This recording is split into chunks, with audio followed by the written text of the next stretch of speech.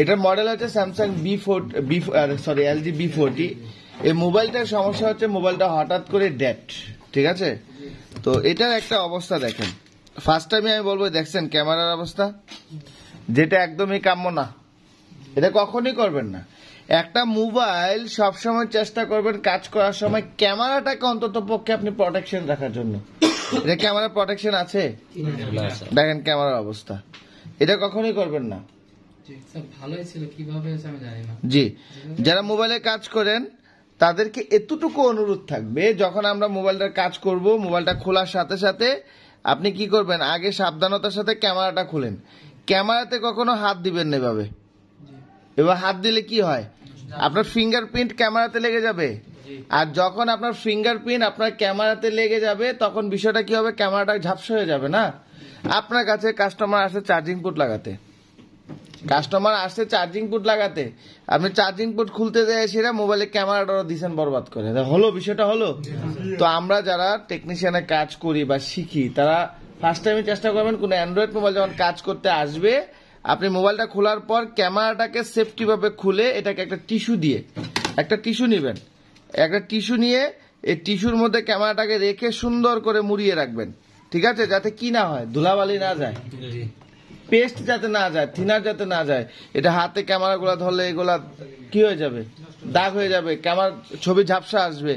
এই মোবাইলটা যে কাস্টমার কিনেছে, মোবাইলটা যখন কিনেছে প্রথম কেনার সময় কিন্তু ফার্স্ট টাইম ক্যামেরাটা দেখছে। ফার্স্ট টাইম কি দেখছে, ক্যামেরাটা দেখছে। ক্যামেরাটা ভালো দেখেই কিন্তু কাস্টমার মোবাইলটা নিচ্ছে। আইফোন কেন কিনে মানুষ? ক্যামেরার জন্য, কারণ ক্যামেরাটা ক্লিয়ার। তো এখন এই ক্যামেরার জন্য মানুষ মোবাইল কিনে, আর ওই ক্যামেরা যদি আমরা 12টা বাজাই দিই তাহলে হইলো? তাহলে আমরা এটা সতর্ক থাকতে হবে সবাই, কি বলেন? সবসময় এই জিনিসটা আমাদের খেয়াল রাখবো, মনে থাকবে সবার। তো এখানে আরেকটা বিষয় আছে, আপনি ক্যামেরার সাথে সাথে এই যে এটা দেখছেন, এটা কিন্তু ওয়্যারলেস চার্জারের জন্য। এটা কি ছিঁড়ে ফেলবেন, মানে এটা নেটওয়ার্কে কাজ করে, না থাকলেও চলবো নাকি, এরকম কিছু? এগুলো যাতে না ছিঁড়ে ফেলি, আমরা অনেক সময় এগুলোও ছিঁড়ে ফেলি, খুলতে গিয়ে ছিঁড়ে ফেলি। করা যাবে এরকমটা? কখনো এরকমটা করবেন না, ঠিক আছে? আমরা এই জিনিসগুলো সেফটি রেখে কাজ করব। খালি কাজ করতে পারলেই যে আপনি ভালো টেকনিশিয়ান তা না। একটা মোবাইল নিয়ে আর সেটা যত্ন সহকারে কাজ করে দিতে পারলে তখনই আপনি একজন ভালো মানের টেকনিশিয়ান হবেন। আইসি প্রত্যেক দিন উঠাচ্ছেন, লাগাচ্ছেন, লাভ হবে কি? আপনি কাস্টমার মোবাইল খালি আইসি লাগে চালু করে দিলে হবে? মোবাইলটা তো সেফটি ভাবে আপনাকে রাখতে হবে। Safety first. কাস্টমার যদি একবার মোবাইল নিয়ে আসে, মাউথ চার্জার পোর্ট লাগাইতে আসছে আপনার কাছে, চার্জিং পোর্ট লাগাইতে, এখন দেখা গেছে যে আপনি চার্জিং পোর্ট লাগাইতে যায় মাউথ স্পিকার নষ্ট করে ফেলছেন। কাস্টমার আসবে দ্বিতীয়বার? আর ক্যামেরা খোলা করে ফেলছেন, আসবে? আর মোবাইলে কাজ করতে গিয়ে ডিসপ্লে ভেঙে ফেলছেন, আসবে? কখনো আর আসবে না। এই জিনিসগুলো আমরা সবসময় খেয়াল রাখবো ইনশাল্লাহ, ঠিক আছে?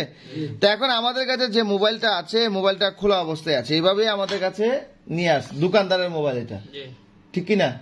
দোকানদারের মোবাইল। ভাইটা বাড়ি কোন জায়গায় না? ঝিনাইদহ। যাই হোক, এটা ঝিনাইদহ থেকে এসেছে।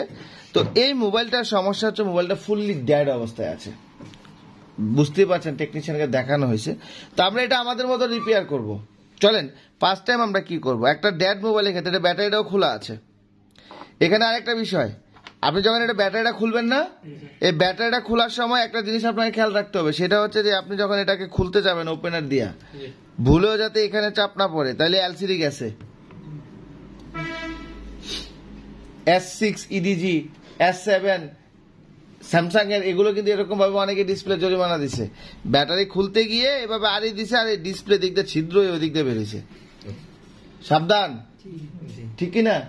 আচ্ছা, এবার আমরা ফার্স্ট টাইম ব্যাটারি চেক করবো। ডেড মোবাইল চেক করার জন্য ফার্স্ট টাইম কি চেক করবো? ব্যাটারিতে চার্জ কতটুকু থাকতে হবে একটা মোবাইল চালু হওয়ার জন্য? 3.7 থেকে 4.2 ভোল্ট হলে আপনার মোবাইলটা কি হবে, চালু হবে। তো আমরা দেখি এখানে কতটুকু আছে।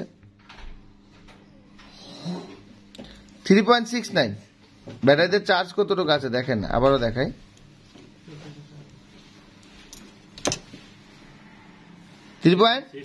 মোবাইল তো চালু হবে না, এই চার্জে কিন্তু একটা মোবাইল চালু হয়। তো দেখি আমরা মোবাইলটা চালু হয় কিনা।